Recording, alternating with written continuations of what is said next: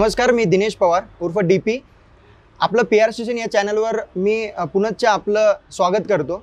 मागचा जो काही एपिसोड होता RJ बंड्यासोबत आपली मुलाखत चालू होती आणि ती अर्धवट मुलाखत जी आहे ती आता पुढे कंटिन्यू करणार आहोत. बंड्या, तुम्ही कितलं करल्या, पण मला जे लिहिणं आहे ते मी लिहित राहायचो. तुम्ही टाईम द्या का नको द्या, पण आम्ही इथला बांड आहेत ना, ते आमले जे काढणे ते आम्ही काढेल. सो बंड्या, तू काही कर, मला तुझ्याकडनं जे हवं आहे ते मी काढून घेण्याचा प्रयत्न करीन. मी इतका आगाऊ आहे किंवा इतका द्वाड आहे की तू ते किती लपून ठेवायचा प्रयत्न केला तरी ते मी तुझ्याकडनं काढून घेणार. पण मी नाशिकच्या भाषेत सांगतो की तू प्रयत्न कर आणि प्रयत्न करत राहा. तुला काढता आलं तर ठीक आहे, पण मी काय तुला ते काढून देऊ म्हणजे काढून देणार नाही माझ्याकडनं. येस. सो मजेचा पार्ट झाला. याच्यात ना ॲक्च्युली काय आहे की हे कुठेतरी मार्केटिंग नाही, पण सोलापूरचं टोन म्हणजे सोलापूरचे फॉलोअर्स आपल्याला मिळू शकतात. मुळात काय माहिती आहे का, आपल्याकडे आता प्रमाण भाषा कुठली याच्यावरती मी काय भाषेचा पंडित नाही. मला त्यातलं काय जे तुला मला बोलताना भाषा हे जोडायचं माध्यम आहे. करेक्ट. मी पाणी असं म्हणालो आणि पाणी म्हणालो तर तू काय देणार आहे, मला पाणीच देणार आहे ना. बंड्या, मी सॉरी तुला ब्रेक करतो इथं. मला भाषेवरनं हा टॉपिक जो आठवला, माझ्या डोक्यात हा प्रश्न होताच की एक तर मुळात टॅलेंट लोकांमध्ये असतं बिकॉज ऑफ फक्त इंग्लिशचा जो कुठला तरी एक कमीपणा असतो आणि फक्त इंग्लिश पण आहे ना, त्यांना असं वाटतं म्हणजे ते कॉन्शियस होऊन जातात, त्यांचा कॉन्फिडन्स कुठेतरी लो होऊन जातो आणि त्यांना असं वाटतं की अरे इंग्लिश जमत नाही ना, तर मग मे बी आपण इथं परफॉर्म नाही करायला, इथं प्रेझेंट नको व्हायला. तर त्याबद्दल तुझं काय म्हणणं यार? कारण की हा आहे ना खूप मोठा म्हणजे ऍटलीस्ट महाराष्ट्रासाठी किंवा आपल्यासारख्या भावांना आहे ना हा प्रश्न पडलेला असतो की अरे इंग्लिश येत नाही. आणि ते आजकालची जी काही मुलं आहेत ना की थोडंसं इंग्लिश आणि या सगळ्या गोष्टी मान्य आहे. भाषा ही कम्युनिकेशनचा एक मार्ग आहे, माध्यम आहे आणि मला नाही वाटत की फक्त भाषेमुळे आपलं प्रेझेंटेशन किंवा आपल्या सगळ्या गोष्टी. काही लोक अशी पण आहेत की जे अशिक्षित आहेत, त्यांचं म्हणजे खूप मोठी उदाहरणं द्यायची झाली तरी पण इंडस्ट्रीत पण अशी आहेत की त्यांचं एज्युकेशन बेस्ड खूप काही स्ट्रॉंग नाही आहे, पण त्यांच्या स्किलमुळे त्यांच्यात जे काही टॅलेंट आहे ना त्याच्या बळावर ते मोठे झाले. तर भाषा इंग्लिश आणि या सगळ्या गोष्टींबद्दल काय म्हणणं आहे की म्हणजे यायलाच पाहिजे आणि ती आली तरच हे सगळं होऊ शकतंय, इंग्लिश बिना काहीच नाही आहे. म्हणून लोक आहे ना आजकाल आपलं फोकस लँग्वेजवर खूप जास्त शिफ्ट झालेला आहे. मान्य आपल्याला इंग्लिश कळायला पाहिजे, बोलता यायला पाहिजे, पण मॅन्डेटरी आहे का की नाही ते झालं तरच तुमचं काहीतरी होऊ शकतं, याच्याबद्दल काय म्हणणं? नाही, बेसिकली आपण ॲव्हरेज आयुष्य जर आपलं 60-65 वर्षात समजा धरलं किंवा 70 वर्षाचं आपण ॲव्हरेज आयुष्य धरलं तर एखादी भाषा शिकायला किती दिवस लागतील? महिना, 2 महिने, 6 महिने, वर्षभर. येस, बरोबर. इंग्लिश ही पण भाषा आहे, ती शिकायला आणि तुझी माझी तर आपल्या शालेय अभ्यासक्रमामधून इंग्लिशची आपली ओळख झालेली आहे, त्यामुळे ती शिकायला आपल्याला 3-4 महिने लागतील. खूप झाले. मग एवढ्या मोठ्या आयुष्यामध्ये जर इंग्लिश ही जगाची भाषा वगैरे म्हटली जाते आणि ती जर तुम्हाला येत नसेल तर मग तुम्ही काही कामाचे नाही वगैरे असं जर कोणाच्या डोक्यात असेल तर 3 महिन्यामध्ये आपण उत्तम इंग्लिश स्पीकिंग कोर्स लावून आपली वोकॅब भाषा ही शिकू शकतो ना आपण. पण शिकलेली भाषा तुम्ही माणसं जोडण्यासाठी वापरता का, हे महत्त्वाचं आहे. बेसिकली एखाद्या व्यक्तीला इंग्लिश येत नाही, मला इंग्लिश येत नाही, मी कुठल्याही सुपर मार्केटला गेलो, मी कुठल्याही कॉफी शॉपमध्ये गेलो, महागड्या हॉटेलमध्ये गेलो तर तिथे मी आधी प्रश्न विचारतो, तुम्हाला मराठी येतं का? जर त्यांना मराठी येत असेल तर चांगली गोष्ट आहे. जर त्यांना मराठी येत नसेल तर मग मला इंग्लिश येत नाही, मी हिंदीमध्ये बोलणार. हे मी तर मराठीचा आग्रह धरतोच आणि मराठी यायला पाहिजे, आपण महाराष्ट्रामध्ये राहतो जाता. पण मग पुन्हा त्या वादात मला जायचं नाही आहे. भाषा जोडण्याचं माध्यम आहे. ठीक आहे, तुम्हाला येत नाही ना, तुम्ही शिकण्याचा प्रयत्न करा आणि हिंदी. बरं. आणि हा फक्त एकच कन्सर्न असतो की तुम्हाला इंग्लिश येत नाही तर तुम्ही म्हणजे शिका आणि बोलायचा प्रयत्न करा. पण याच्या उलट असं पण असू शकतं ना की महाराष्ट्रात जर का आपण आहोत तर जर का समोरच्याला मराठी येत नाहीये तर आपण तो आग्रह का नाही धरू शकत की तुम्ही मराठी शिका किंवा तुम्ही मराठी समजून घ्या? बेसिकली आता तसं पाहायला गेलं तर मला असं वाटतं की आपण ज्या राज्यामध्ये राहतो त्या राज्याची जी भाषा आहे की तिथे मॅक्सिमम भाषा बोलली जाते, तर ती भाषा जर तुम्ही ती भाषा तुम्हाला येत नसेल तर ती भाषा तुम्ही शिकायला हरकत नाही. आता त्याच्यावरती प्रत्येकाची मतं वेगळी असतील. खरं तर आपल्याकडे हिंदी सर्वाधिक बोलली जाते, मग बंगाली बोलली जाते आणि मग 3ऱ्या नंबरची सर्वाधिक बोलली जाणारी भाषा देशात मराठी आहे.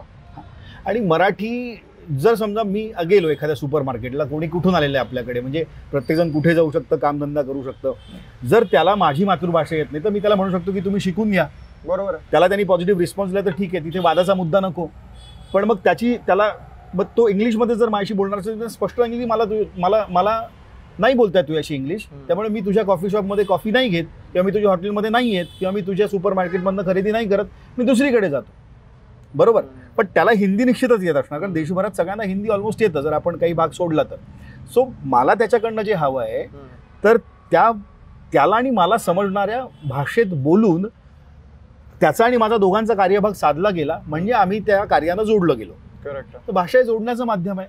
आणि मी बऱ्याच वेळा उदाहरण देतो, मी जाहीर पण उदाहरण देतो की आपण ज्याच्या कॉमेडी शोचे प्रचंड मोठे फॅन होतो, असा चांगला अभिनेता म्हण किंवा कॉमेडियन म्हण किंवा एक स्टँडअप कॉमेडियन म्हण, चांगला होस्ट म्हण, कपिल शर्मा, तो सुद्धा जाहीरपणे आणि वर्ल्ड वाईड म्हणजे जगभरात त्याचा शो जातो, त्याला तेवढी लोकप्रियता आहे. तो म्हणतो की माझा इंग्लिश में हात थोडासा कच्चा आहे, पण तो शिकण्याचा प्रयत्न करतोय. भाषा तुम्ही शिकू शकता हो, पण अमुक तुला ही भाषा येत नाही म्हणजे तू डाऊन मार्केट आहे वगैरे अजिबात नाही. मला माझी मातृभाषा येते, माझं माझ्या मातृभाषेवरती प्रेम आहे आणि मी माझ्या मातृभाषेतून संवाद साधू शकतो. जिथे मला तो संवाद साधणं शक्य आहे तिथे मी त्याच भाषेत संवाद साधणार, ही पहिली गोष्ट. आणि जर कुणाला माझी भाषा येत नसेल तर मी कदाचित तेवढ्या वेळापुरतं ॲडजस्ट होईल, पण त्याला हे सांगेन की बाबा तू शिकून घे. म्हणजे जर मी कुठल्या वेगवेगळ्या राज्यांमध्ये गेलो आणि जर त्या राज्यामध्ये मी माझ्याच भाषेत बोलायचा आग्रह धरला तर मी तिथे सर्व्हाइव्ह करू शकणार नाही.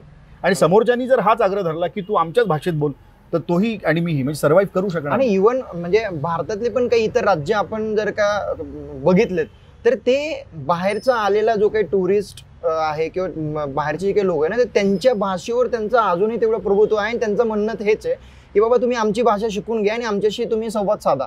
नाही, आता सरोजिनी नायडूंची एक छान गोष्ट मी सांगितली होती की त्या जुनी माझी तो गोष्ट आहे की एक महिलांचं संमेलन होतं आणि सगळ्या संमेलनातनं देशभरातनं बायका आल्या होत्या आणि प्रत्येकजण आपापल्या भाषेची महती सांगत होतं की आमची भाषा किती चांगली आहे, आमची भाषा किती चांगली आहे हे सांगत होतं. त्यात त्यांना सतत निरोप येत होता की एक बाळ रडतंय, एक बाळ रडतंय, एक बाळ रडतंय. तर त्यांनी असं विचारलं की ते कुठल्या भाषेत रडतंय ते जरा विचारा.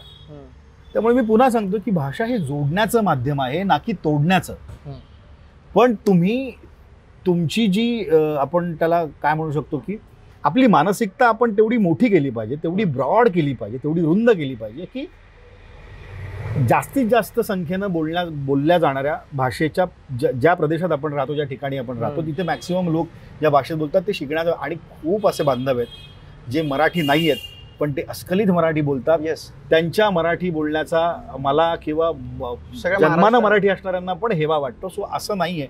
आपल्याकडे बरीच मराठी माणसं जे उत्तम उर्दू बोलतात, उत्तम हिंदी बोलतात, उत्तम इंग्लिश बोलतात, त्यांना उत्तम तमिळ येतं, तेलुगू येतं, ते त्या राज्यामध्ये जाऊन त्या भाषा ते शिकलेत. सो मी पुन्हा एकदा सांगतो की भाषा हे जोडण्याचं माध्यम आहे ना की तोडण्याचं माध्यम आहे. संवाद साधण्याचं ते फक्त एक माध्यम आहे, ती काही अपरिहार्यता. आणि मला नेहमी असं वाटतं की म्हणजे मराठीत जे आपण बोलू शकतो किंवा मराठीत जे बोलतो त्याच्याने जे मातृभाषेत आपण बोलण्यात आपल्या भाषेत बोलण्यात जे कनेक्शन येतं ना ते मे बी तुझ्यासोबत मी हिंदीमध्ये बोललो किंवा इंग्लिशमध्ये बोललो ना तर आय डोंट नो, म्हणजे मला आतापर्यंत तोच एक्सपिरियन्स आलाय की ते मे बी कॅमेरा समोर किंवा इतर लोकांना कळावं. म्हणजे खरं तर आपण इंग्लिशमध्ये केलं असतं तर मे बी राज्याच्या बाहेर आपण पोहोचू शकलो असतो.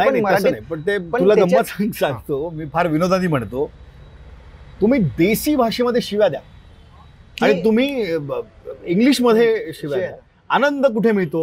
आपल्या भाषेत, देशी भाषेमध्ये मिळतो. मग ते जास्त महत्वाचं आहे. डायरेक्ट कनेक्शन आहे. म्हणजे एखादं मला असं वाटतं की तुमच्या रागाची परिसीमा, तुमचं वाढलेलं बीपी हे कमी कशाने होईल? तुमचं फ्रस्ट्रेशन तुम्ही इंग्लिशमध्ये काढून तुम्ही शांत होणार. म्हणजे मातृभाषा सोडून कुठले, म्हणजे एखाद्या इंग्लिश माणसानं मराठीत त्यानं शिवाय देऊन त्याचं फ्रस्ट्रेशन कमी होणार नाही. तो त्याच्या मातृभाषेत. सो मातृभाषेवरती तुमचं प्रेम असावं, त्याचा तुम्हाला अभिमानच असावा. आणि पुढे जाऊन सांगतो की आपल्याला इतरांच्या मातृभाषेचा सुद्धा आपण आदर केला पाहिजे. जेवढा आपल्याला अभिमान आहे, जेवढं आपल्याला आपल्या भाषेवरती प्रेम आहे, तेवढंच समोरच्याची जी मातृभाषा आहे तर त्याचा सुद्धा आपण आदर केला पाहिजे, कारण त्यालाही तेवढाच अभिमान आहे, त्यालाही तेवढंच प्रेम आहे. बाकी संवाद साधण्यासाठी तुम्ही, मला असं वाटतं की भाषा, मी बऱ्याच वेळा म्हणतो की भाषा येते म्हणून आपण बोलतो. नाही तर लहान असताना 1-2 महिन्याचं बाळ जे असतं ते त्याच्या आईला सांगू शकत नाही की आई मला भूक लागली. त्याच्या रडण्यावरनं आईला कळतं की याला भूक लागली. त्याच्या रडण्याच्या आवाजावरनं आईला हे कळतं की त्यानं खाली ओलं केलेलं आहे आणि ते डायपर बदलायचे किंवा ते दुपटं बदलण्याचे हे आईला. सो त्याचं रडणं ही सुद्धा त्याची भाषा आहे आणि ती त्याच्या आईला कळतीये. तुम्ही शब्दांची गुंफण केली आणि वाक्य तयार केलं आणि त्याला तुम्ही भाषा म्हणालात तर ते जोडण्याचंच माध्यम आहे. सो मला असं प्रामाणिकपणे वाटतं की जेवढा तुम्हाला अभिमान आहे तुमच्या मातृभाषेचा तेवढाच इतरांना सुद्धा आहे. सो त्यांच्याही त्या अभिमानाचा आपण आदर केला पाहिजे आणि प्रत्येकाने केला पाहिजे. बाकी इंग्लिश तुम्हाला येत नाही म्हणून तुम्ही मागे पडाल वगैरे असं अजून तरी नाही आहे. म्हणजे उद्या जर 3 महिन्यात मी इंग्लिश शिकलो तर मी चंद्रावर जाऊन रेडिओ शो करेल असं मला काही वाटत नाही. भाषा एक माध्यम आहे. सो तुझ्या आत्तापर्यंतच्या रेडिओ जॉबचा जो काही प्रवास आहे त्याच्यात तुला नवनवीन सेलिब्रिटीज, ज्या काही सुंदरी पण आहेत, जे काही अभिनेते पण आहेत, की त्यांचं वेगवेगळ्या अभिनेत्यांचं किंवा अभिनेत्र्यांचं जे काही स्वभाव आहे, त्यांचं ॲक्टिंग आणि त्यांच्या प्रोफेशनमधून त्यांची फॅन फॉलोईंग जी झालेली आहे त्यांची तळमळ असते की एकदा तरी स्पर्श करावा, भेटावं, बोलावं. आपल्या या तुझ्या प्रवासात तुला अनगिनत काही कलाकार मंडळी जी आहेत, खूप चांगले सोशल वर्कर्स आहेत किंवा वेगवेगळे तुझी जी ओळख तयार झाली त्याच्यावरनं तुझे जे काही नेटवर्क तयार झालं, कनेक्शन्स तयार झालेत, तर त्या गोष्टींबद्दल तुला समहाऊ बाहेरचे तुझे मित्रपरिवार किंवा नातेवाईक किंवा फॅमिलीला एक अभिमान तयार होतो की यार माझं पोरगं एक कलाकार. म्हणजे अशोक मामांचं जर का उदाहरण, अशोक मामा येऊन गेला, अरे मे बी आपल्या वडिलांचं असं असं की अशोक मामांचे किती चित्रपट आपण किंवा आपल्या वडिलांनी फॅमिलीने बघून चुकलेलं असो, तर त्यांना असं वाटतं की यार किती भारी ना की माझा पोरगा अमुक आहे. त्यांना आपलं करिअर, आपलं पेमेंट, आपलं ग्रोथ खरं तर याच्याशी काही घेणं देणंच नसतं बऱ्याचदा. त्यांना फक्त असं होतं की माझ्या पोराची प्रोग्रेस आणि या सगळ्या गोष्टींना किती एक.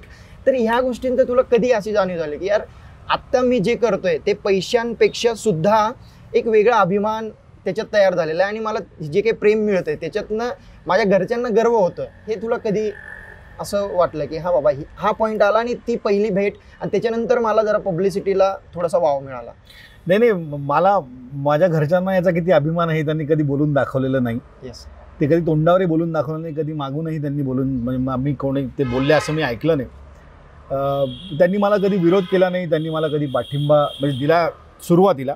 पण आता त्यांचं माझ्यावरती प्रेम आहे आणि त्यांना माहिती की मी एक्झॅक्टली करतो काय. पहिले 2-3 वर्ष तर मला रेडिओ जॉकी म्हणून म्हणजे काय हे आईला आणि बाबांना नीट समजावून सांगावं लागलं की मध्ये मध्ये जे बोलतात ना ते त्याचं हे मॉडर्न रूप आहे आणि हे ते असं त्यांना सांगावं लागलं. आणि मला त्यांना माझा शो फार कमी दिवस ऐकायला मिळाला. वर्षभरच मी नाशिक, नंतर सोलापूर, मग पुणे. आता ते पुण्यात आले की ऐकतात.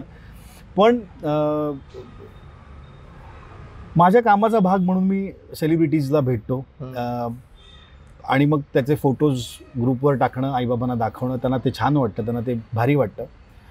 ते एखादा सिनेमा पाहत आहे किंवा एखादी सिरियल पाहत आहे आणि त्यांना जेव्हा मी असं म्हणतो की मी कालच हिला भेटलो किंवा कालच ह्याला भेटलो, हा आपला चांगला मित्र आहे, आम्ही रेग्युलर बोलत असतो, भेटत असतो. सो त्यांच्या डोळ्यातली चमकच सांगून जाते की एक करेक्ट. हां, मग त्यांना बऱ्याच वेळा मी त्यांना विचारतोय तुम्हाला शूटिंगला यायचं का, आपण शूटिंगला जाऊ वगैरे वगैरे.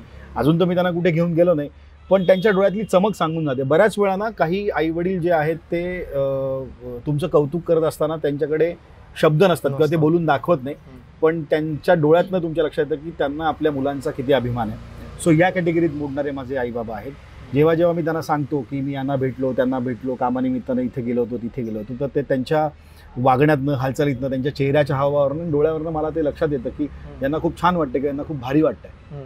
आणि त्यांनी कधी बोलून तसं दाखवल्याचं मला आठवत नाही की आम्हाला तुझा खूप अभिमान वगैरे आहे. हे खरं तर असं बोलून नाही कोणी शो करत, पण आपल्याला कळतं की त्यांच्या डोळ्यातली, मगाशी तू जो शब्द वापरला की त्यांच्या डोळ्यातली चमक आपल्याला सांगून जाते. तर आपल्यालाही कळतं की यांना आपण जे काही करतोय त्या गोष्टीचा खूप अभिमान आहे आणि त्याच्यावरनं आपला मे बी कॉन्फिडन्स जो असतो ना तो कुठेतरी वाढतो, बूस्ट होत जातो आणि आपल्याला अजून वाटते की आपण जे काही करतोय याच्यात जे काही 19-20 गोष्टी घडून जातात, निगेटिव्ह गोष्टी असतात ज्याच्यातनं थोडंसं फ्रस्ट्रेशन आलेलं असतं, पण या गोष्टी जर का डोळ्यासमोर ब्रॅकेट समोर ठेवल्यात ना तर मग कुठेतरी वाटतं की नाही आपण जे करतोय ते एकदम राईट पाथला आहेत आणि आपल्याला लोकचं प्रेम जे आहे ना ते विश्वासात ते आपण कन्वर्ट करून जातो.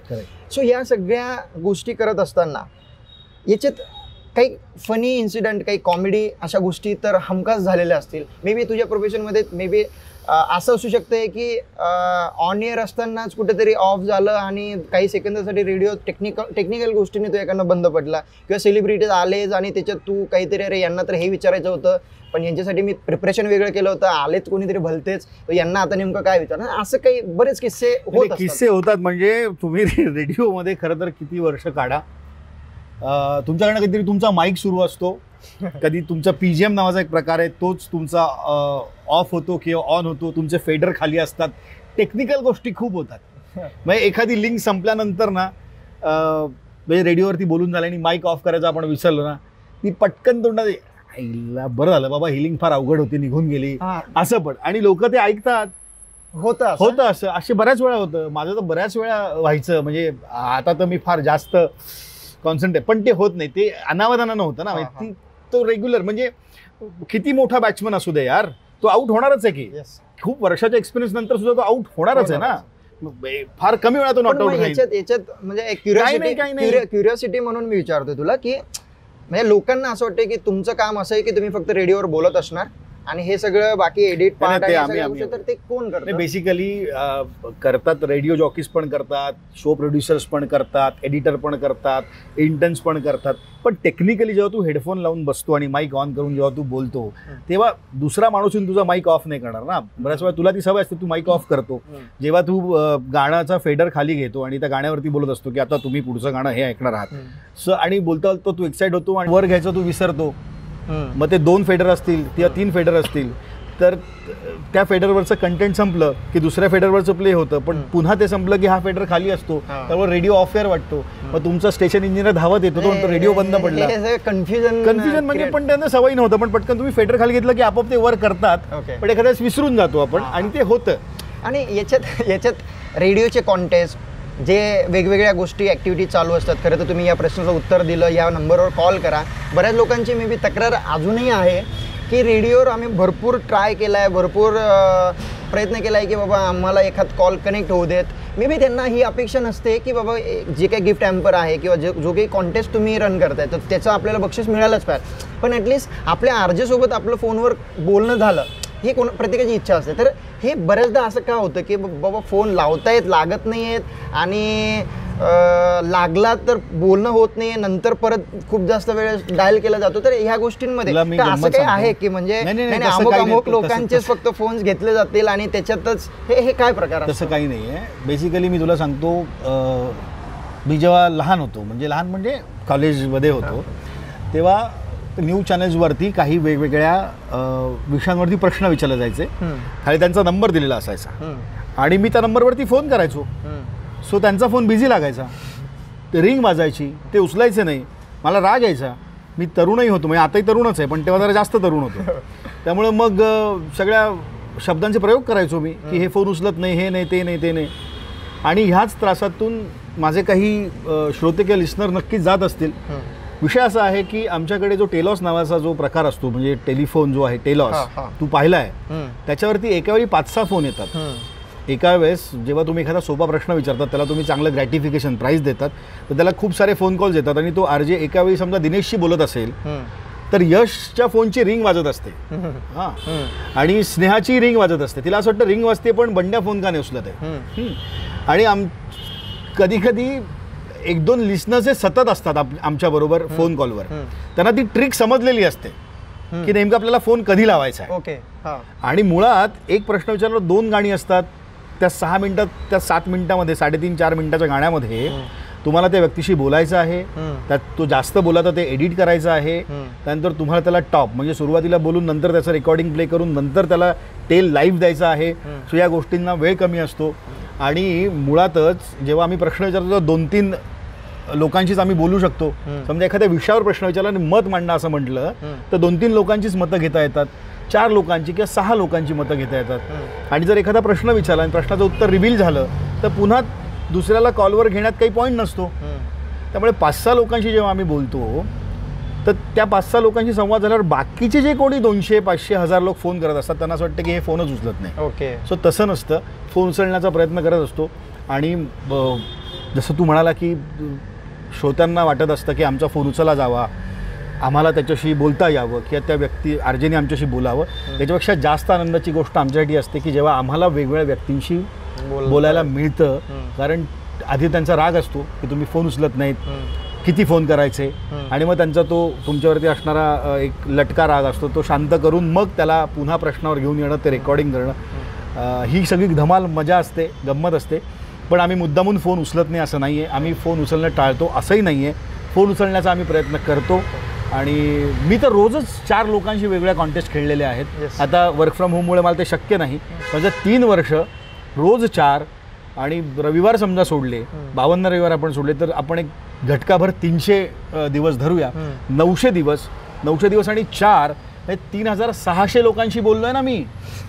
येस, नाही म्हणजे ज्यांच्याशी बोलला, मे बी जे लोक तुझ्याशी कनेक्ट होऊ शकले ते हॅपी आहेत, त्यांना कुठेतरी वाटलं की हां माझा कॉल कनेक्ट झाला. पण अजूनही बऱ्याच लोकांचा प्रयत्न आहेत. आणि जसं बंड्याने मगाशी सांगितल्याप्रमाणे ही फॅक्ट आहे की प्रत्येक कॉल अटेंड नाही होऊ शकत, आणि त्याच्यामुळं काही लोकांची जी संधी आहे ती हुकत जाते. सो तुम्ही त्याला फेसबुक आणि इंस्टाग्रामला कनेक्ट करू शकतात. तो जिथं कुठं लाईव्ह ॲक्टिव्हिटीज करतोय तिथे तुम्ही डायरेक्टली भेटू शकतात. आता तर खूप जास्त वाव मिळतोय प्रेक्षकांना भेटायला. आधी म्हणजे काही वर्षापूर्वी वाव झालंय खरं तर, कारण काही वर्षापूर्वी असं होतं की फक्त रेडिओ किंवा आवाज, म्हणजे मे बी सेम बंड्याला जर का 8 महिने तर मी माझा चेहराही दाखवला नव्हता. येस, हां, मी सोलापुरात गेल्यावर पण पहिले 6-1 महिने मी माझा चेहरा लोकांना दाखवला नव्हता, किंवा आपण स्वतःहून सांगतही नाही की बाबा ह्या स्टेशनवर. नाही ते सांगण्याचं मला माझ्या ते स्वभावातच नाही आहे. पण मी अगदी ऑनेस्टली सांगतो की करिअरचं पहिलं 1.25 ते 1.5 वर्ष माझा चेहरा लोकांना माहिती नव्हता. माझं खरं नाव माहिती असण्याचा विषयच नाही. पण नंतर मग तुम्ही लोकांना भेटला नाहीत, लोकांमध्ये गेला नाहीत, तर मग आपल्याकडे एक असतं की याला फार ॲटिट्यूड आहे बरं का. सो हा शब्द कुठून आला मला माहिती नाही. म्हणजे ॲटिट्यूड नाही हो, पण मला असं वाटतं तुम्ही फक्त मला आवाजाने ओळखा. पण नंतर कळलं की लोकांमध्ये गेलो, भेटलो, बोललो, मग ते नंतर सोशल मीडिया आलं, ते फेसबुक आलं, मग ते इंस्टाग्राम आलं, मग त्याच्यावर तुम्ही फोटो टाका, मग ते टॅग करा, मग ते तुम्ही तुमच्या वॉलवर घ्या, मग ते असं वाढत हे काय करतो. म्हणजे याच्यावरनं मला आता जस्ट इन्सिडेंट काही म्हणजे लास्ट वीक आपण जे सेलिब्रिटी कलाकार क्रिकेट लीग होती, छत्रपती कलाकार बॉक्स क्रिकेट लीग, सागर पाटकांनी जी माझी एक ओव्हरमध्ये 29 रन दिले मी. त्याच्यावरनं मला नियम माहिती नव्हते, पण मी एक विकेट घेतली 3ऱ्या ओव्हरला, आणि ज्याची विकेट घेतली तो तुफान मारत होता. 29 रन मी दिले. तो स्पोर्ट्सचा भाग आहे. सो थँक्स सागर पाठक सर, तुम्हाला या व्हिडिओच्या माध्यमातून खरं तर आम्ही थँक्स म्हणतो की तुम्ही अशा प्रकारच्या ॲक्टिव्हिटीज कंडक्ट करतात, आणि त्याच्यामुळं सगळे कलाकार एकत्र येऊन 2 दिवस टाईम स्पेंड करतात. तर त्याच्यावर विशाल साळुंखे म्हणून माझा एक मित्र आहे, आणि तो दुसऱ्या दिवशी होता. दुसऱ्या दिवसाच्या मॅचेसला तू समोर तुझ्या कामामुळं जरा बिझी होता. तर म्हणजे मेन तुझं जे काम आहे, जे तू त्या कामाची ओळख ॲक्च्युली आहे तुझी, तर क्रिकेट तर एक पॅशन आहे, चला एंटरटेनमेंटचं साधन आहे. तर त्यावेळेस ब्रेकफास्ट टेबलवर तो म्हटला की आज बंड्या येणार आहे का. मी म्हटलं नाही, त्याचं काहीतरी काम आहे आणि तो येऊ नाही शकत. तर कुणाल फडके, मी आणि विशाल आम्ही ब्रेकफास्ट करत होतो, आणि त्याने विचारलं की बंड्या काय करतो. म्हणजे त्याला म्हणायचं होतं की बंड्या बॉलिंग करतो, बॅटिंग करतो, काय करतो म्हणजे टीममध्ये, तर बंड्या काय करतो. विदिन अ सेकंड कुणालचं उत्तर होतं की बंड्या अँकरिंग करतो. म्हणजे त्याने त्याचं ओळख जी आहे, बट ऑब्वियसली लोक आपल्याला ज्या कामाने ओळखतात ते खरं आपलं काम आहे. आणि याच्यात म्हणजे टॉपिक मी थोडासा भरगटला होता, पण रेडिओवर आपण ज्या फोन आणि या सगळ्या गोष्टींची गप्पा करत होतो, तर याच्यात तुझा शोचा टायमिंग आहे 4 to 9 संध्याकाळी आहे. तर ज्या चित्रपटांच्या प्रमोशनसाठी आपल्या रेडिओ स्टेशनवर जेव्हा सेलिब्रिटीज लोक येतात, तर मला नाही वाटत की 4 ते 9 मध्येच ते येत असतील. नाही, मे बी मॉर्निंगला किंवा आफ्टरनूनला येत असतील, आणि कधी कधी फार उशिराही येतात किंवा लवकरही येतात. पण तो जो शो आहे तो तुला तुझ्या 4 ते 9 मध्ये प्ले करायचा, तर अशा वेळेस रेकॉर्डिंग कसं असतं. नाही, बेसिकली लोकांना असं वाटतं की हे ऑन एअर आता लाईव्ह सगळं चालू आहे. सेलिब्रिटीज बऱ्याच वेळा, म्हणजे जसं रिव्हील करायला हरकत नाही, सेलिब्रिटीज जेव्हा स्टुडिओला येतात, सो जर फ्रायडेला फिल्म रिलीज आहे तर ते सोमवारी येतात, ते 12 वाजता येतात, ते सकाळी 10 वाजता येतात, ते 3 वाजता येतात, ते कधीही येतात, म्हणजे ठरलेल्या वेळेत येतात, सांगितलेल्या वेळेत येतात. मग आम्ही त्यांचा इंटरव्ह्यू प्री रेकॉर्ड करतो, त्यांना फिल्मबद्दल विचारतो, रोलबद्दल विचारतो, फिल्मच्या USPबद्दल विचारतो, फिल्म कुठल्या विषयावरती आहे, तो जो प्रसंग त्यांच्या आयुष्यात घडला आहे का, अशा वेगवेगळ्या पद्धतीनं आपण त्यांना कनेक्ट करतो. तो पुण्याचा असेल तर त्याला पुण्यातल्या कुठल्या गोष्टी आवडतात, आता तो इंडस्ट्रीत तिकडे सेटल झाला आहे, सो पुण्याबद्दलची आठवणी, असं सगळ्यात त्याची ती सरमिसळ, चांगली भेसळ आपण करतो, आणि मग नंतर तो एडिट करून आपण प्ले करत असतो. असं नाही की सेलिब्रिटी बाजूला बसलेत, मी ऑन एअरचा माईक आणि सगळे माईक ऑन केलेत आणि बोलायला लागलो, असं नसतं. आणि बऱ्याचदा जेव्हा कॉल कनेक्ट असतो, म्हणजे तुम्ही एखाद्या बॉलिवूड स्टारसोबत तुमचा कॉल एखाद्या विषयासाठी कनेक्ट करून जातात, तर तो काय विषय टेक्निकली. नाही, टेलॉसवरनं आम्ही त्यांना फोन करणार आणि रेकॉर्ड करणार. अच्छा, आणि मग तो आपण ऑन एअर करणार. मग सध्या आता कोविडमध्ये म्हणजे हा जेन्युइन प्रश्न आहे की कोविडमध्ये आज गेले 12, 13, 14 महिने झालेत या सगळ्या गोष्टी, काही इंडस्ट्रीज ज्या आहेत त्या ओपन व्हायला सुरुवात झाली, तर रेडिओचं आता सध्याचं स्टेटस काय आहे? म्हणजे ऑन इयर तुम्ही म्हणजे खरं तर ज्या पद्धतीने सफाई कर्मचारी, पोलीस कर्मचारी, डॉक्टर्स, नर्सेस आणि सगळ्यांनाच आपण सलामी ठोकली, पण रेडिओचा पण तेवढाच मोठा सहभाग होता, कारण की लाईव्ह एंटरटेनमेंटला कुठलंच साधन नव्हतं. म्हणजे इवन टेलिव्हिजन्सला सगळं रिपीट सगळं टेलिकास्ट सगळं चालू होतं आणि ते पाहून चुकले होते लोक. सो कुठेतरी एक फेज आला की बोर झालेत. सोशल मीडियावर पण उठून बसून काय की त्या फक्त कोविडच्या न्यूज, पण रेडिओ तेवढं सतर्क होतं त्यावेळेस, सगळ्या गोष्टी चालू होत्या, अपडेट देत होते. तर त्या दरम्यानचा फेज आणि आत्ता सध्या रेडिओ तुम्ही स्टुडिओमधनंच ऑपरेट करतायत की तुम्ही काय म्हणजे काय आहे? 80% रेडिओ लिस्नरशिप वाढली लॉकडाऊनमध्ये. तुम्हाला ती गोष्ट खरी आहे की रिपीट एपिसोड्स होते, काही सिरीज रिलीज झाल्या नाही असं नाही, पण ते एकदा पाहिल्या की पाहिल्या तर पुन्हा ते आपण बघत नाही. पण रेडिओ तुम्हाला रोज काही ना काहीतरी अपडेट देत होतं, काही ना काहीतरी पॉझिटिव्ह गोष्टी तुमच्याकडनं काढून घेण्याचा प्रयत्न करत होतं. न्यू नॉर्मल तुम्हाला सांगत होतं. लॉकडाऊनमधल्या वेगवेगळ्या ॲक्टिव्हिटीजला कसं रेडिओमध्ये आम्ही इन्क्लूड करू शकतो ते आपण कारण रेडिओ ना इतकं लाईव्ह माध्यम आहे, तुला सांगतो इतकं लाईव्ह आहे. म्हणजे एखाद्या सिरियलमध्ये तू पटकन जाऊ शकणार नाही ना. एखादं सिरियल सुरू आहे त्यात पार्टिसिपेट व्हायचं शक्य नाही, पण तू तुझ्या फेसबुकवर टाक, तुम्हाला मेसेज कर की बंड्या आज मी मिसळ बनवली आहे, तू त्याच्याबद्दल बोलशील का, तर तू माझ्या शोमध्ये येऊ शकतो ना. इतकं सोपं आहे ते. म्हणजे आम्ही काही वेगळे नसतो. म्हणजे मला नेहमी असं वाटतं की आम्ही वेगळे नाही होत, आम्ही तुमच्यातलेच होत, आम्ही तुमचे मित्र आहोत आणि चुकतो, आम्ही पण चुकतो, आम्हीही फंबल होतो, आमच्याकडनं अनावधानानं काही शब्द निघून जातात, कधी काही व्यक्तींची नावं चुकीची घेतली जातात, कधी एखादं साल चुकतं, होतं ना असं बोलता बोलता आपण. यार आपण आयुष्यामध्ये एखादा किस्सा सतत बोलत असतो, पण तो 10व्यांदा सांगताना पण एखादी गोष्ट विसरून जाते, चुकतं. सो हे खूप लाईव्ह जिवंत माध्यम आहे आणि जी गोष्ट जिवंत आहे तर त्या गोष्टीमध्ये चुका निश्चित होतात, होऊ शकतात, असं नाही आहे. आणि लॉकडाऊनच्या काळातलं तू म्हणशील तर लॉकडाऊनच्या काळामध्ये शक्य तेवढी पॉझिटिव्हिटी ऑन एअर पसरवण्याचा आम्ही प्रयत्न केला. लोक जे काही करत होते ते सगळं रेडिओवरती आम्ही आणायचा प्रयत्न केला. शासनाच्या प्रशासनाच्या सूचना वारंवार आम्ही रेडिओवरनं देत होतो. कोविडच्या दरम्यान कशी काळजी घ्यावी याबद्दल सांगत होतो. कुठे कुठे कंटेनमेंट झोन आहेत, कुठे कुठे तुम्ही जायला नको, किती वेळा तुम्ही बाहेर पडायला पाहिजे याबद्दल आम्ही लोकांना सांगत होतो. आम्ही अधिकाऱ्यांच्या, डॉक्टरांच्या, वेगवेगळ्या आहारतज्ज्ञांच्या, सेलिब्रिटींच्या सुद्धा मुलाखती घेत होतो आणि त्या लोकांपर्यंत पोचवत होतो. ते सगळं फ्रेश कंटेंट होतं म्हणून लोक रेडिओ ऐकत होते. रेडिओवरती लोकांचा विश्वास आहे, निश्चितच आहे. मी कदाचित तुला कालची आकडेवारी सांगणार, पण ती 10 ठिकाणी कन्फर्म करून सांगणार. ओके. समजा उदाहरणार्थ फॉर एक्झाम्पल की काल महाराष्ट्रामध्ये 100 रुग्ण सापडले फॉर एक्झाम्पल, ही जर कालची आकडेवारी तर ती मी 10 ठिकाणी कन्फर्म करून तुला सांगणार. मी ब्रेकिंग न्यूज ह्या घडीची मोठी बातमी, त्याच्यामध्ये कदाचित थोडंफार कमी जास्त होऊ शकतं, असं होतं, चुकून होतं, अनावधानानं होतं, कोणी मुद्दामून करत नाही, पण हे मी तुला सांगू शकतो.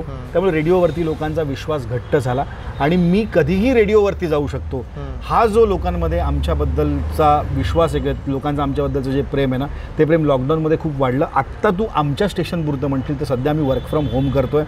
आपण जेव्हा इंटरव्ह्यू रेकॉर्ड करतो आहे तर आजच्या सगळ्याच पेपरची तू हेडलाईन पाहू शकतोस की आपल्याकडे कोरोनाचा संसर्ग पुन्हा वाढतो आहे, दुसरी लाट येण्याची शक्यता आहे. सो प्रत्येकानं काळजी घ्या.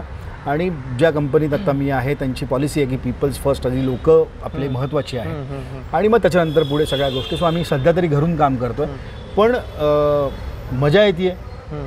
असं काही वेगळं मला जाणवलं नाही. फक्त गाड्यांचे आवाज असतील, कुकरची शिट्टी असेल, मिक्सरचा आवाज असेल आणि लहान मुलांचं खेळणं असेल बिल्डिंगमधल्या आसपासच्या, तोच काय तो डिस्टर्बन्स. पण मला असं वाटतं की तुमच्यावरती प्रेम करणारी मंडळी असतील, तुम्हाला ऐकणारी मंडळी असतील आणि नेमकं हा काय बोलतो एवढं आम्हाला ऐकायचं आहे, बाकीच्या आवाजांशी आम्हाला काही देणं घेणं नाही असं असेल तर तुम्हाला तसं काही प्रॉब्लेम येत नाही, तशी काही अडचण येत नाही. वा, बेस्ट.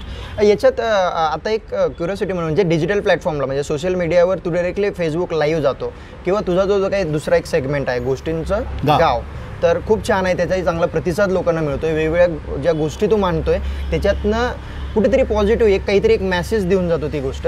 तर सपोज इतर लोकांना जर का त्यांच्या गोष्टी तुझ्यापर्यंत पोचवायच्या आहे तर त्याच्यासाठी काय माध्यम आहे? हे मी माझ्या व्हिडिओमध्ये पण सांगतो की तुम्ही माझ्या फेसबुक पेजवर पाठवा.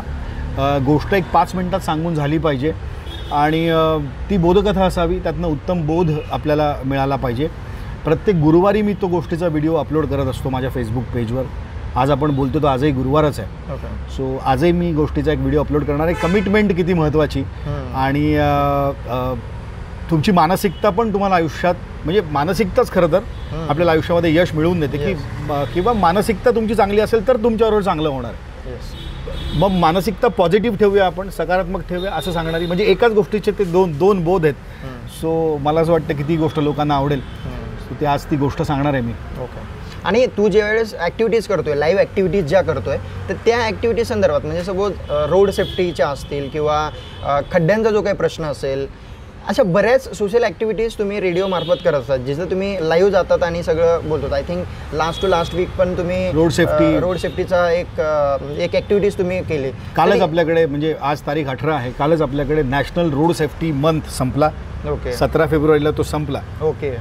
सो या ॲक्टिव्हिटीजला तुमचं प्रिपरेशन कसं असतं? म्हणजे तुम्हाला डायरेक्टली कॉल येतो, तिथून जावं लागतं, त्याच्यासाठीचं प्रिपरेशन तू कसं करतो? कारण की बट ऑब्वियस लाईव्ह जाणं एक रेकॉर्डेड एपिसोड वेगळा पार्ट आहे आणि लाईव्ह जाऊन ह्या सगळ्या गोष्टी त्यावेळेस शब्द, त्याच्यानंतर तुम्ही जे काही नावं घेणार आहेत लोकांची ती नावं, आणि हे खूप तुम्हाला म्हणजे प्रेझेंटेशन स्किल आहे किंवा तुम्हाला तुमचं ब्रेन जो आहे तो खूपच फ्रेश आणि ताजा ठेवून सगळ्या गोष्टी करायच्यात. असं नाही की काहीतरी बोलून गेलो नाही, कारण की तुमच्या बोलण्यातनं एखादी चूक, कारण की तुम्हाला लाखो लोक फॉलो करतायत, ते लाखो लोकांपर्यंत तो व्हिडिओ जाणार आहे, त्याच्यामुळे तुम्हाला ह्या सावधगिरी खूप जास्त पाहिजे. तर हे याचं प्रिपरेशन तू कसं करतो? नाही, बेसिकली समजा मुळात जे मुद्दे आम्ही मांडतो ते लोकांच्या जिव्हाळ्याचे मुद्दे असतात असं जेव्हा म्हणत असताना मी पण लोकांमधलाच आहे ना, ते माझ्या पण जिव्हाळ्याचे आहेत ना.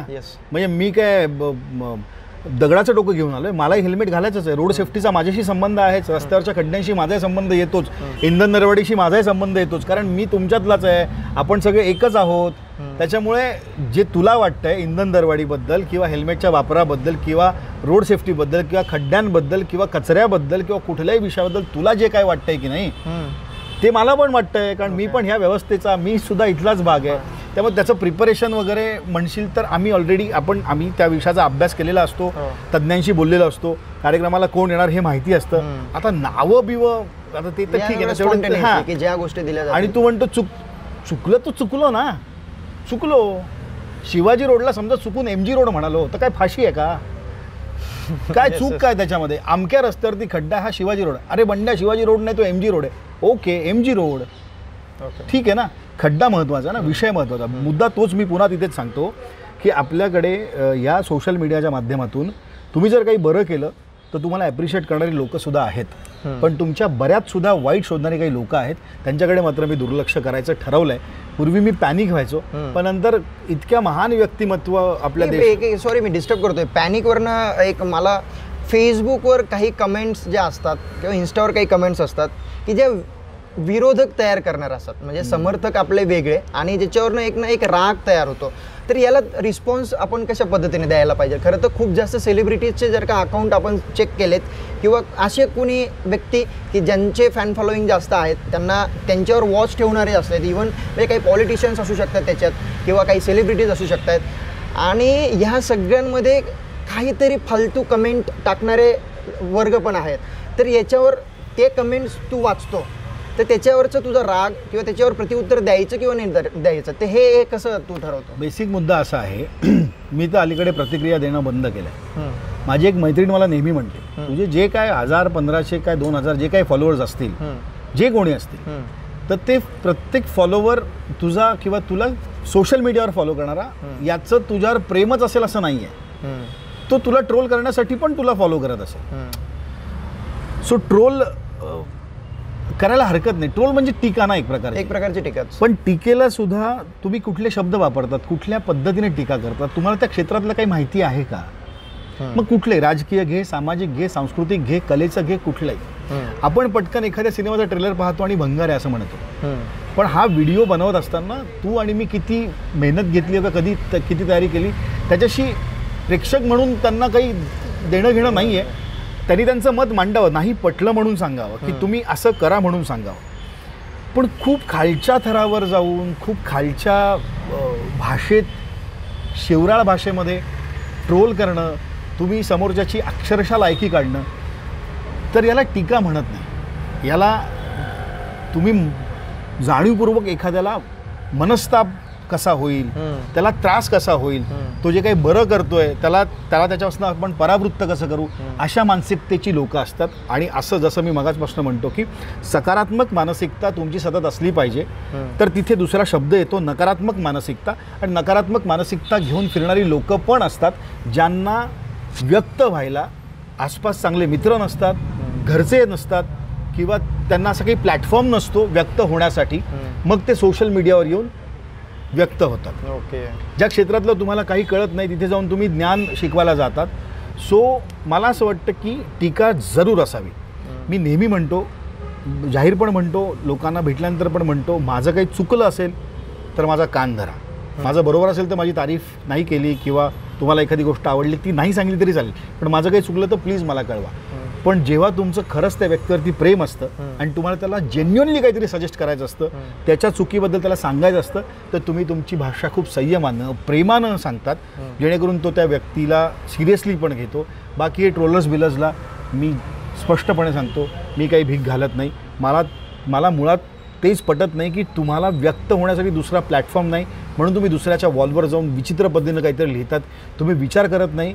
म्हणजे 50-50 वर्ष, 60-60 वर्ष, 40-40 वर्ष, 30-30 वर्ष ज्यांनी त्यांची अख्खी हयात राजकारणात, समाजकारणात, सांस्कृतिक क्षेत्रामध्ये, कुठल्याही कलेच्या क्षेत्रामध्ये घालवलेली आहे, तुम्ही त्यांना जाऊन शिकवता की तुमचं वय तेवढं नसतं आणि तुम्ही त्यांना जाऊन तिथे ट्रोल करतात किंवा त्यांना काही बोलतात. तर थोडंसं मला असं वाटतं की हे जी ट्रोल धाड जी आहे ना ती थोडीशी नक्की कमी झाली पाहिजे. टीका जरूर करा, तुम्ही सूचना नक्की करा, तुम्ही फीडबॅक नक्की द्या, तुम्ही कडक शब्दात आम्हाला सुनावलं तरी चालेल, पण भाषेची मर्यादा पाळली पाहिजे. म्हणजे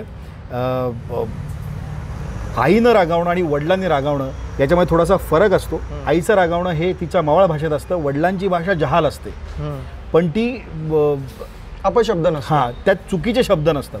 सो तुम्ही ट्रोल कुठल्याही नात्यानं आम्हाला करा. तुम्हाला एखादी गोष्ट नाही पटली तुम्ही बिनधास्त बोला, पण उद्या तुम्ही त्या ठिकाणी येऊन पण पहा की कुठल्या परिस्थितीमध्ये हे सगळं करावं लागतंय, कुठला निर्णय, कुठलंही काम काही असेल तरी.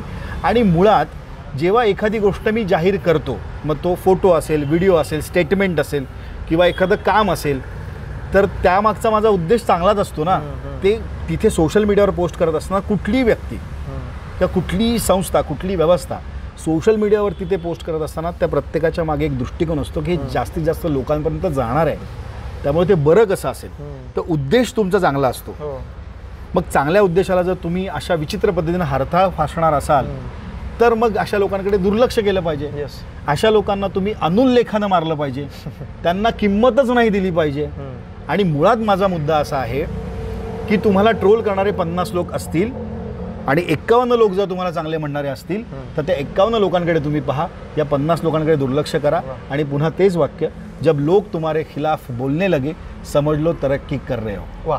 सो बेसिकली मला म्हणजे हा जो मुद्दा होता तो खूप म्हणजे याच्यात आर्टिस्टिकली किंवा क्रिएटिव्ह फील्डमध्ये काम करणारे साधा छोटा व्हिडिओ जरी ते सोशल मीडिया प्लॅटफॉर्म्सवर किंवा यूट्यूबवर किंवा आपल्या OTT प्लॅटफॉर्म्सवर करत असतील तर बघा मित्रांनो, काय असतं ना की व्हिडिओची लेंथ किती आहे किंवा व्हिडिओमध्ये कॉन्टेंट काय याच्यापेक्षा सुद्धा जास्त महत्त्वाचं आहे की त्या व्हिडिओ बनवण्यामागे काहीतरी मेहनत लागलेली असतं आणि त्यांच्या मेहनतीला कुठेतरी आपण दाद दिली पाहिजे. मान्य आहे, म्हणजे जसं बंड्या म्हटलं की चुकीचं असेल तर व्यक्त व्हा, तुम्ही टीका करा, पण त्याचं कुठेतरी ना एक लिमिट असावं. ॲटलिस्ट आपण काय शब्द वापरतोय, इवन आणि आपण कोणाबद्दल वापरतो हे पण खूप महत्त्वाचं आहे. म्हणजे आपल्यापेक्षा पदानं, वयानं, अधिकारानं मोठ्या असणाऱ्या व्यक्तींना आपण सुनावतो कुठल्या क्षेत्रातल्या, आणि इतकी नेगेटिव्हिटी त्या सोशल मीडियावरती आता दिसून येते. आजकाल तर एक सुंदर कमेंट मला फार आवडते. ती कमेंट लिहिली असते की आम्ही फक्त कमेंट वाचायला आलेलो आहे, मी फक्त कमेंट वाचायला आलेलो आहे. म्हणजे त्याला खात्री असते की वरच्या कॉन्टेंटला खाली लोक शिव्या देणार आहेत. हा निगेटिव्हिटीचा कळस आहे ना. एक्झॅक्टली. म्हणजे त्यांचं पण माइंडसेट एक प्रकारची साधी गोष्ट आहे. तुम्ही कुठली तरी बातमी देतात, नॉर्मल बातमी आहे, एक नॉर्मल बातमी आहे, साधी काहीतरी बातमी आहे हो, आणि तुम्ही एखादी व्यक्ती जर लिहिते की मी फक्त कमेंट वाचायला आलो आहे, तर मी फक्त आली असं मी वाचलं नाही पण मी कमेंट वाचायला आलो आहे असं लिहिलं असतं, त्याला एक 50-60 लाईक्स हा हा हु असतं. म्हणजे त्याला याची खात्री असते की खाली ह्या कॉन्टेंटला लोक शिव्या देणार आहे. एकतर यार तुम्ही सपोज आपल्याकडनं जर का काही चांगला कॉन्टेंट जर का बाहेर नाही जाऊ शकत, तर ॲटलिस्ट जे करतायत त्यांना तुमच्याकडनं जर का दाद दिली जात नसेल तर वाईट तरी म्हणू नका, टीका तरी करू नका, ॲटलिस्ट बघून सोडून द्या. कारण कुठलाही व्यक्ती जी काही त्याचं कॉन्टेंट क्रिएटिव्हिटी जे काही आपल्या कामाच्या माध्यमातून जे काही सोशल मीडिया प्लॅटफॉर्मवर आपला मेसेज पोहोचवायचा प्रयत्न करतात ना, त्याच्यामागे खरोखर कोणालाही हाऊस नाही आहे की आपला वायफळ फालतू कॉन्टेंट बाहेर काढायचा आणि पब्लिसिटी स्टंट करून घ्यायचा. प्रत्येकाचा हेतू चांगलाच असतो. मला असं वाटतं आहे की म्हणजे हा खूप जेन्युइन टॉपिक निघाला आणि तो कोइन्सिडेंटली निघाला, काही ठरवून नव्हतं, पण याच्यावर ॲटलिस्ट काहीतरी एक शाबासकी दाद कुठल्याही कलाकाराला, मग कलाकार तो टेक्निकल फील्डमध्ये असेल तरी तो एक कलाकारच आहे आणि ऑनस्क्रीनसाठी कामं करणारे हे सुद्धा कलाकारच आहेत, तर त्यांच्या बनवण्यामागची मेहनत खूप जास्त असते. बिहाइंड द कॅमेरा खूप जास्त गोष्टी अशा घडत असतात की ते बनवता नाकी नऊ आलेले असतात लोक. तर त्याच्यामुळं प्लीज म्हणजे आपण 2 शब्द तारीफ करून ॲटलिस्ट चांगले पॉईंट हायलाईट करून त्याच्यावर जरी आपण 2 कमेंट चांगल्या दिल्यात तरी त्यांचा कॉन्फिडन्स बूस्ट होईल आणि ते नवनवीन गोष्टी ज्या आहेत त्या करू शकतात. बिकॉज बघा स्ट्रेस एवढं जास्त आहेत की त्यांनी एंटरटेनमेंट देणंच जर सोडलं ना तर आपल्याला दुसरा कुठला चारा पण नाही आहे. प्रत्येकच एंटरटेनमेंट फील्डमध्ये म्हणतो की तुम्ही निंदा करा, तुम्ही टीका करा, तुम्ही ट्रोलही करा, प्रश्न तो नाहीये. प्रश्न भाषेची मर्यादा पाळा. तुम्हाला जे सांगायचं ते तुम्ही साध्या भाषेत सांगू शकतात की नाही पटलं, वेगळं काहीतरी कर, किंवा नाही आवडत आहे, तुम्ही वेगळा निर्णय घ्या. पण तुम्ही जर त्याच्यामध्ये त्यांच्या 7 पिढ्यांचा उद्धार करणार असाल, तुम्ही समोरच्याची लायकीच काढणार असाल, तुम्ही टीका करा. यार बंड्या, मुलींच्या वॉलवर सुद्धा एवढ्या घाणेरड्या कमेंट्स असतात. नाही, मुळात सोशल मीडिया हे जे माध्यम आहे, तर आम्ही नेहमी असं म्हणतो की सोशल तेवढं आपण ते वापरलं पाहिजे. मी मुळातच हे जर सगळं सुरू असं राहिलं तर खूप चांगल्या लोकांनी ट्विटर सोडलं आहे, खूप चांगल्या लोकांनी फेसबुक सोडून दिलं आहे, खूप चांगल्या लोकांनी इंस्टाग्राम सोडून दिलेलं आहे. सोशल मीडियावरती जर सतत नकारात्मकता असेल आणि ते जर 24 तास माझ्या हातात असेल तर त्याचा परिणाम माझ्यावरती होणार. मला अजूनही आठवतं, मी माझ्या उभ्या आयुष्यामध्ये कोणावरती निगेटिव्ह कमेंट केली नाही, कारण माझ्या स्वभावातच मुळात पॉझिटिव्हिटी आहे. जेव्हा तुम्ही नकारात्मकता तिथे लिहितात आणि कुठल्याही भाषेची मर्यादा न पाळता लिहितात, वयाचा आदर, बेसिक रिस्पेक्ट न तुम्ही ठेवता एखाद्या व्यक्तीचं तिथे काय म्हणजे त्याचं वैचारिक हनन, चारित्र्य, व्हॉट एव्हर जे काय तुम्ही ते करतात, यातनं तुमचे संस्कार दिसतात. तुमचं कल्चर दिसतं, तुमची मानसिकता दिसते. नक्की टीका करा, तुम्ही नक्की सूचना करा, चुकल्यास तुम्ही आमचा कान धरा. पण तो कान धरत असताना ज्या वेदना आम्हाला होतील त्या वेदना फक्त आम्हाला सुधारण्यासाठी असाव्या, ना की त्या इथपर्यंत रुताव्या. त्याच्यातनं चांगलं काम सोडावं नाही कोणी, असं एकमेव तो उद्देश तरी आपला असला पाहिजे. अगेन तेच की दाद देऊ शकत नसतात तर टीका तरी करू नका, किंवा टीका करतायत तर अशा टीका करा की त्याच्यातनं काहीतरी सुधारणा होऊ शकते. सो थँक्यू सो मच बंड्या, तुझा वेळ, तुझे जे काही सगळी जर्नी होती, तुझा जो काही प्रवास होता तो मांडला, आणि नक्कीच आपण याच्या पुढे आणखी तुझा पल्ला चांगला गाठो, तू याच्यात आणखी जास्त यशस्वी हो. तू आत्ता जे काय आहेत ते सिटीपुरता नाही, राज्यापुरता नाही, तर तू देशापर्यंत पोहोचावा. बाबा मी तुला जेवढं आहे जेवढं आहे तेवढं समाधानी आहे, खुश आहे. सगळ्यात म्हणजे आरजे आज आपल्या समोर आहे, रेडिओ जॉक आपल्या समोर आहे. काही दिवसापूर्वीच म्हणजे मलाही आवडेल, कारण की मी पण एक फॅक्टर होतो त्या रेडिओ स्टेशनच्या, रेडिओ सिटी. याच्या आधी मी जॉईन केलं नाही तर मी तिकडे आणि हा इकडे राहिला असता. नाही म्हणजे ती ऑपॉर्च्युनिटी ॲक्च्युली नाशिकसाठी, म्हणजे मी तुला याच्या आधी बोललोय की नाशिकसाठी ती ऑपॉर्च्युनिटी मे बी मला दिसून येत होते. मी त्या गोष्टी सांगत नाही, पण मला त्या 5, 7, 8 वर्षापूर्वी असं वाटत होतं की रेडिओ जॉकी आणि याचं ऑन एअर आणि त्यांचं जे काही म्हणजे तुम्ही खरं बलिदान पण देतात यार, हे गोष्ट खूप मोठी आहे. आरजे सोनालीचा जो काही शो आहे तो इव्हनिंगचा आहे, तुझा जो काही शो आहे तो इव्हनिंगचा आहे, आणि तुम्ही कित्येक आपल्या आयुष्यातली संध्याकाळ जी आहे ती नाही एन्जॉय केली. नाही बाबा, आमची सकाळ आणि दुपार चांगली व्हावी म्हणून आम्ही संध्याकाळी काम करतो ना. येस पण बाकी शनिवार रविवार तर असतोच की संध्याकाळी रात्र सेलिब्रेट करायला, पण ते सेलिब्रेशनसाठी संध्याकाळी काम करावं लागतं. काही लोक सकाळी काम करतात. आमचे IT चे काही मित्र आहेत जे रात्रभर काम करतात. तू एवढं कौतुक कशाला करतो? नाही हे तुला संधी होती तर तू सोडली का ती? नाही, तू याच्यातनं सांगतोय की मी संधी सोडली, माझ्याकडे चालून आली होती. म्हणजे एक लोकांना इथे जॉब व्हायचं आहे आणि हा संबंधित माणूस आलेली संधी सोडू शकतो, आणि आता आमचे कशासाठी? नाही म्हणजे त्यावेळेचा डिसिजन माझा असा होता, म्हणजे तो मी खूपच फ्रेंडली, म्हणजे मी थँक्स की मला म्हणजे बंड्या असेल, आरजे सोनाली असेल, आरजे केदार असेल, आरजे चेतना असेल, तर हे लोक म्हणजे फक्त प्रोफेशनलाच अटॅच नाही झालेलं, तर यांनी ना खूप जास्त गिव्ह अँड टेक दिलेत लाईफमध्ये. काही लेसन्स असे आहेत की आम्ही जेव्हा कुठल्या इव्हेंटला किंवा अशा वेळेस भेटतो की जिथं कोइन्सिडेंटली आमची भेट होते, त्यावेळेस ना तुम्ही लोक नेहमी काही ना काही एक मेसेज देऊन जातात, ज्याच्यातनं तुमचा अनुभव जो काही मला मिळतो त्याच्यातनं एकच प्रयत्न असतो की आपल्याला जे काही करायचं. बाय द वे, म्हणजे माझ्याकडनं एक अनुभव घेतला की फटकळ कसं बोलायचं नाही पटकन. तो अनुभव जो म्हणजे जो काही दिलाय ना, तो काही तू ठरवून नाही दिलाय बंड्या, पण जो दिलाय त्याच्यातनं एक गोष्ट लक्षात येते की माणसाने हर प्रकारचा स्वभाव बाळगला पाहिजे. यू नेव्हर नो की कुठल्या लोकांसोबत तुम्हाला कुठली डील करायची वेळ येईल. पण बेसिकली दिनेश माझा चांगला मित्र आहे, त्याच्यामुळे मी त्याला असं काही पटकन बोलू शकतो. पण जी लोक मला फार जवळून ओळखतात किंवा ज्यांना माझा ऑनेर पर्सोना किंवा सोशल मीडियावरची जी पर्सनॅलिटी माहिती आहे, तर त्यांना अशी खात्री आहे की मी नम्र आहे. मी थोडा आगाऊ जरी असलो तरी मी पटकन असा रिॲक्ट होत नाही. पण मित्रांमध्ये मात्र आम्ही नाही, आणि ते तो स्वभाव जास्त कनेक्ट करतो असं मला वाटतंय की आपण एवढ्या वर्षांपासून सोबत आहेत, त्याच्यावर म्हणजे कधी थँक्स म्हणायचं असं प्रसंग पडला नाही. पण मी या व्हिडिओच्या माध्यमातून खरंच मी एकदा बंड्याला थँक्स म्हणतो, कारण की जेव्हा मला कुठल्या गोष्टीची गरज पडली आहे, ज्या वेळेस मी अडचणीत आहे, त्यावेळेस सोल्युशन्स जर का मी एक लिस्ट असते की एक अशा सिच्युएशनमध्ये कोण लोक आपल्याला हेल्प करू शकत आहेत, कोण लोक जवळ भेटू शकतात, कुठल्या लोकांचं मार्गदर्शन मिळू शकतं, तर ऑलवेज यार तू मला प्रत्येक वेळेस आहे ना एक साथ दिलेली आहे. आणि माहीत नाही त्या गोष्टीमुळे ना माझ्या मनात तुझ्याविषयीचं जे काही घर आहे ना ते मोठं होत चाललेलं आहे. आणि ती छोटी गोष्ट नाही आहे, कारण प्रोफेशनमध्ये तयार झालेली मैत्री आणि बालपणापासून असा फरक असतो. मे बी त्याच्यातले चांगले वाईट गुण आपल्याला आधीपासून माहिती असतात आणि 2 शब्द फटकळ बोलून पण आपण देऊ शकतो. पण प्रोफेशनमधनं तयार झालेले जे काही मित्र असतात ना, ते खूप कमी लोक असतात की जे लाँग टर्मला टिकून असतात आणि एकमेकांसाठी ते काहीतरी धडपड चालू असते. सो मला प्लीज तुझा असा सपोर्ट असू देत. आणि याच्या पुढे जी काही गोष्ट करेल, ज्या काही गोष्टी माझ्या प्लॅनमध्ये आहेत, त्या नक्कीच मी तुला सांगत राहीन. आणि त्याच्यातनं तुझा अनुभव माझ्यापेक्षा खूप दांडगा आहे. मी 5 ते 7 वर्ष झालेत मी या इंडस्ट्रीसाठी काम करायला सुरुवात केली. अजून मला कुठलंही नेम फेम नाही आहे. फक्त आपण मगाशी जसं बोललो की पेशन्स वाईज मी माझं काम चालू ठेवलेलं आहे. आणि PR, फिल्म्स आणि मीडिया आहे 3 वर्टिकलला मला माझ्या या इंडस्ट्रीसाठी, एंटरटेनमेंट फील्डसाठी मला जे काही करता येईल तेवढं करायचा माझा उद्देश आहे. आणि त्याच्यात तू मला जे काही सजेशन्स देशील, मार्गदर्शन करशील, तर वेळोवेळी मी त्या गोष्टींमध्ये सुधारणा करत राहील. मे बी काही अँगल्स तुझे एवढे चांगले भावूक करणारे असतील की त्याच्यातनं मला माझ्या प्रोफेशनमध्येच बेनिफिट देऊन जाणार असेल. सो थँक्यू, तू PR स्टेशन या चॅनलला आज इंटरव्ह्यूसाठी आला.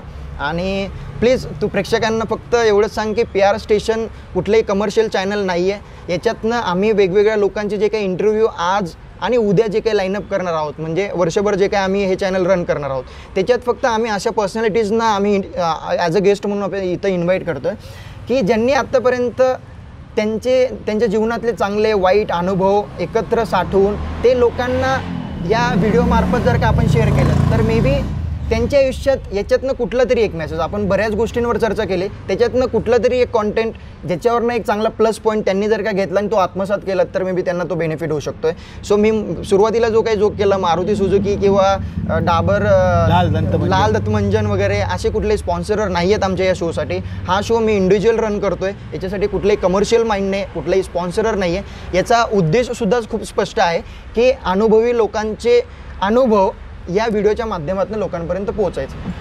सो मी ह्या कार्यक्रमामध्ये मांडलेली जी मतं आहेत ती माझी वैयक्तिक मतं आहेत आणि त्या वैयक्तिक मतांशी तुम्ही सहमत असालच असं नाही आणि तुम्ही सहमत असावं असंही मला वाटत नाही.